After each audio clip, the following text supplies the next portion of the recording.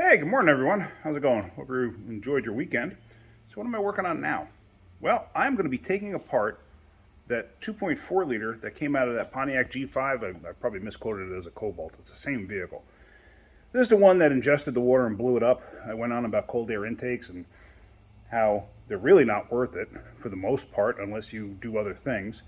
It's amazing. I've actually seen tests and stuff done on YouTube and whatnot.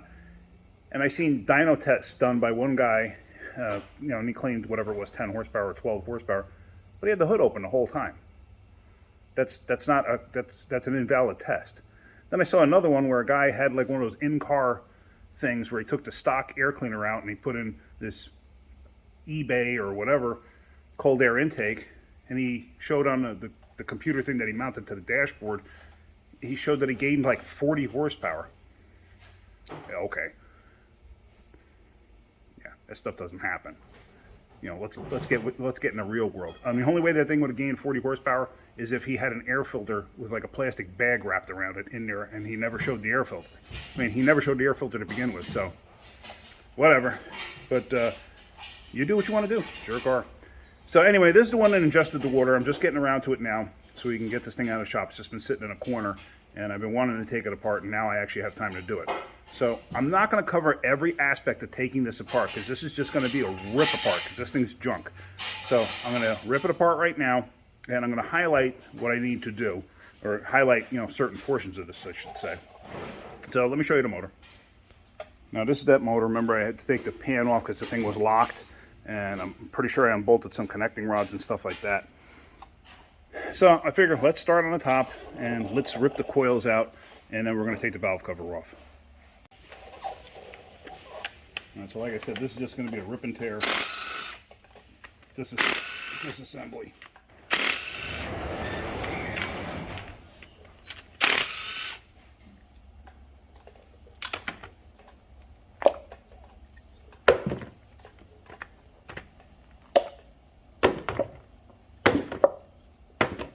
Now if you were doing something like this, you may want to save the coils and stuff like that.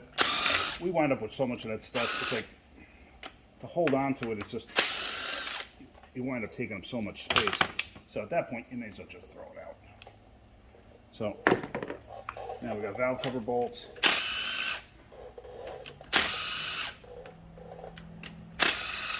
Alright, like I said, I'm not going to show you absolutely everything here. Alright, so now the valve cover comes off. Probably nothing interesting to see here. Oops.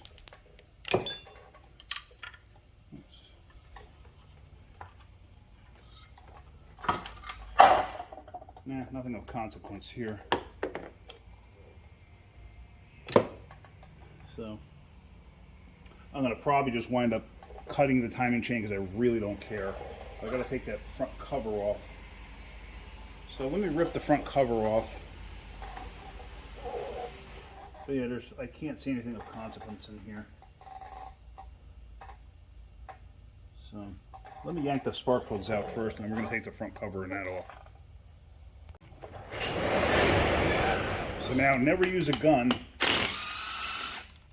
if you're doing this on a good engine. Like, I don't care about this engine, it's scrap. So I'm just curious if I see anything. So that's the only reason I'm pulling them out this way.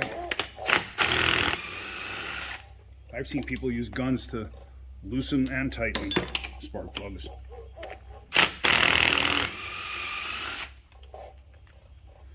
Okay, nothing of consequence there. Alright. Now, I thought there was a timing chain cover here, but it's not. It's part of the head. So I'm going to take the guide off, I'm going to cut the chain, and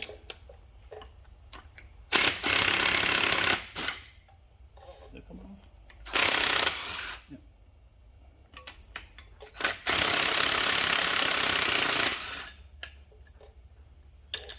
Take that off.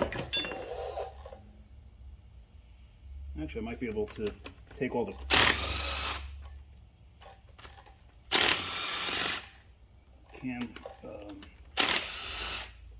caps off and do it that way. Let's see.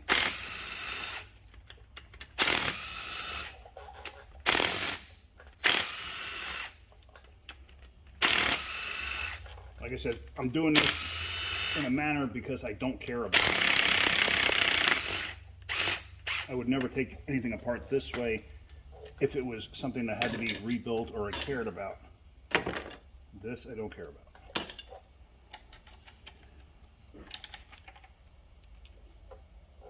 Yeah, I'm gonna have to cut that chain. All right, let me unbolt the other one and I'm gonna cut the chain. All right, so.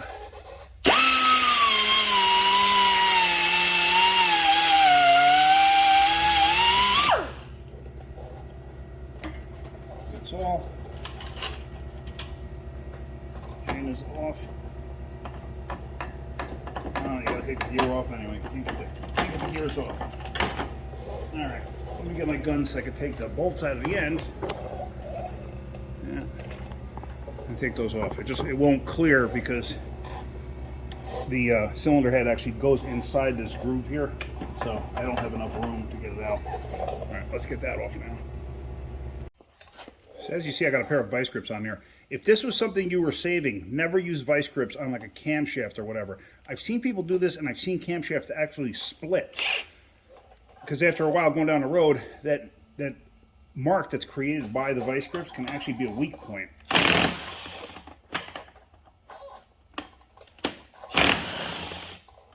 Okay. So that's the one. Like I said, we don't care. So we don't care.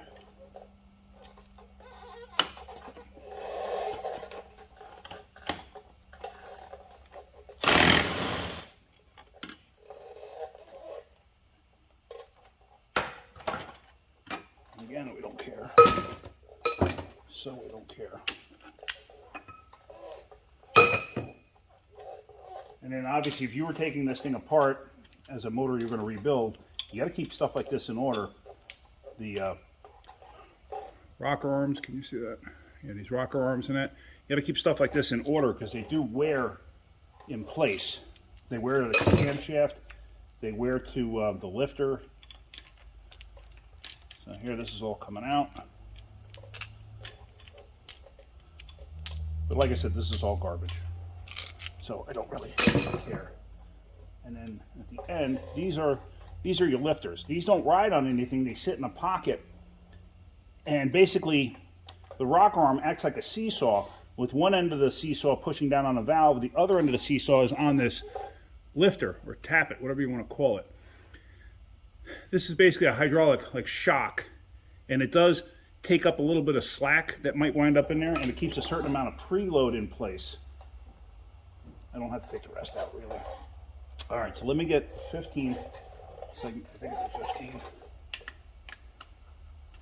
Oh, maybe it's a 16. I don't know if that's a 14. Oh, okay, maybe it is a 15. All right, let me go get a socket so I can take the head bolts out. And so over on the end here, you have two smaller inverted Torxes, or star bolts, if you want to call them.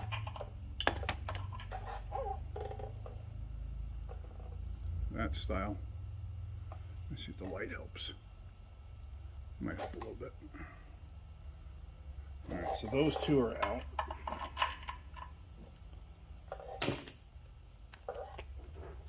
And what did I do with my 15mm socket that I just had in my hand? Oh, it's right here.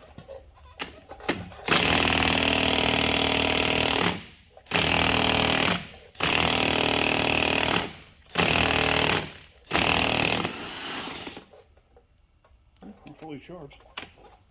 Oh, this is a 4 amp.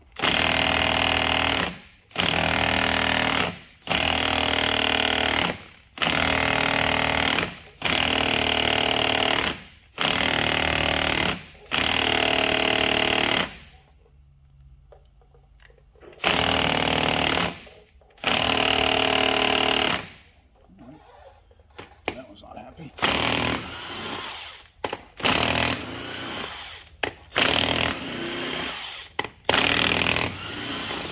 Like I said too, if you were taking this thing apart to keep it, you would take it apart, you would take the bolts out in a specific order. Start from the outside edge and go basically in a circular pattern going in, if you don't know the actual spec at the time, or if you have the actual spec, follow that. Because if you loosen it up the way I'm loosening up right now on a motor that you're going to keep, you can actually distort the head.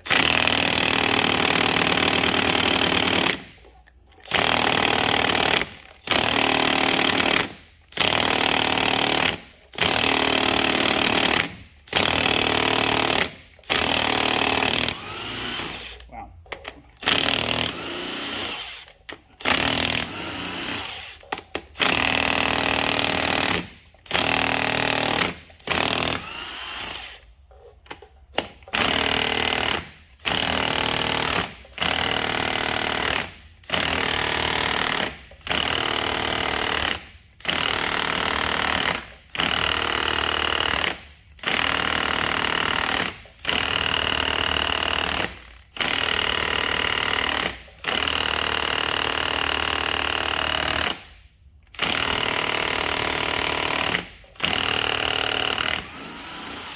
Wow, that bolt did not want to come out.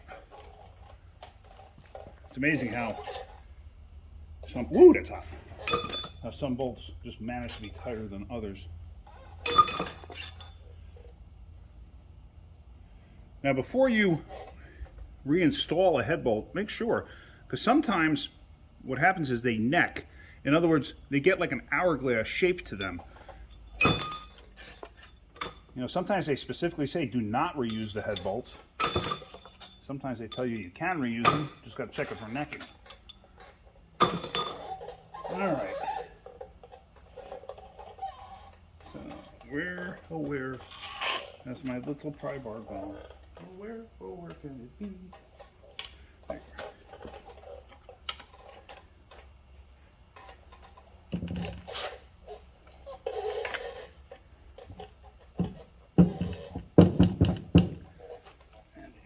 I got nothing else. Oh, wait, no, there's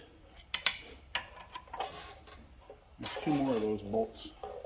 I did not realize.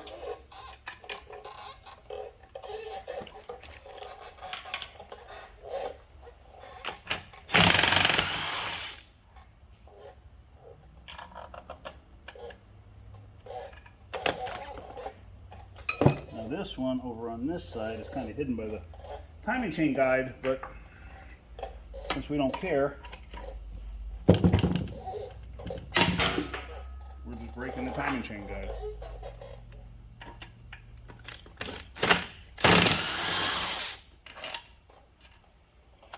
I don't think I have any other, I'm sorry if this is creating a glare. Alright, let's try that again. That's a little bit better. Alright, I am filming this, right? Yep.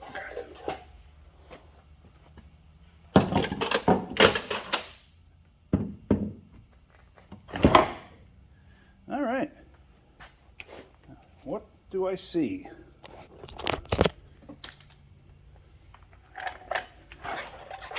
Look at that puppy. That piston's busted. Yeah. The other ones look okay, but that's from ingesting water.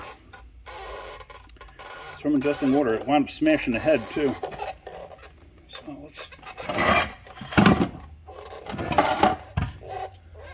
flip this. Yeah, that's the cylinder right there. It wound up smashing the head. Might have bent the valves too, but at this point it doesn't really matter. Let's see. Let me flip that motor. Let's pop that piston out. So, okay, so let's set you up here. Got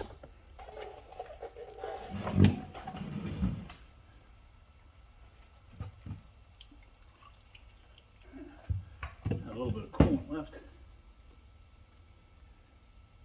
And yeah, that's the cylinder there. You can see that's piston ring and stuff sticking out. I forgot why I had to take the pan off. I thought I'd loosened stuff, but I guess I didn't. Alright, let's see if... actually, let me flip this thing over completely and see if I can't get to that stuff. And there you see the power of water. That's supposed to be straight. That's supposed to be straight. It's not supposed to be offset like that. You can actually see the bottom of the piston skirt here where it was contacting the crankshaft. It was contacting the balance weights on the crankshaft. So that's what a cold air intake does when you ingest water. Complete and utter destruction. Interesting note here, if you look, this is a bearing shell. This here, and this bearing shell is in perfect condition. So this motor itself was probably in excellent condition before this happened. Now, another thing of note, if you look, actually let me get away from this. If you look, see how that's not like a smooth surface? These are called cracked rods or broken rods, whatever you want to refer to them as. I don't know the actual technical term. But basically they come like this, and you actually break them in two. It's like a solid fit to one another because the breakage is unique to each rod. You could not take this cap and use it on another rod. It'll never work. They're unique to one another. They will fit into a certain piece. It's almost like a puzzle. It'll fit into a certain spot like that. And see, and now I'm trying to move it. It won't slide one way or the other. And that's a perfect fit. They come pre-machined like this, and then they actually get snapped in two. There's a procedure to snap them. And I know a lot of people, when they go to break them in two, they're like, ugh. It just, they actually feel like they're going to do some damage, but that's actually what they're designed to do. Pretty cool. So, you want a cold air intake? Go ahead, put one on. Just be mindful that if you have one that's picking up from under the vehicle or inside the fender well, if you ingest water, this is what's going to happen. So, utter chaos. Alright, so that's going to be it for this video. I'm going to end it here. That's it for that motor. That ended there. Yeah, so hopefully you're getting something out of it. Hopefully you learned something. If you did, hit that like button. If you could, please subscribe. If you'll notice, too, on my videos in the description, I've been putting links to tools and stuff like that from Amazon. Stuff that I personally use. And I feel it's, you know, it's good quality stuff for the price. So if you want, just give it a look. The clicks help. So every little bit helps. So that's it. I don't want to go on about stuff like that. Anyway, so that's about it. Like I said, if you're getting something out of my videos, hit that like button. If you could, please subscribe. Tell your friends, too, to subscribe. I said it twice. All right, guys, have a great day. Keep wrenching.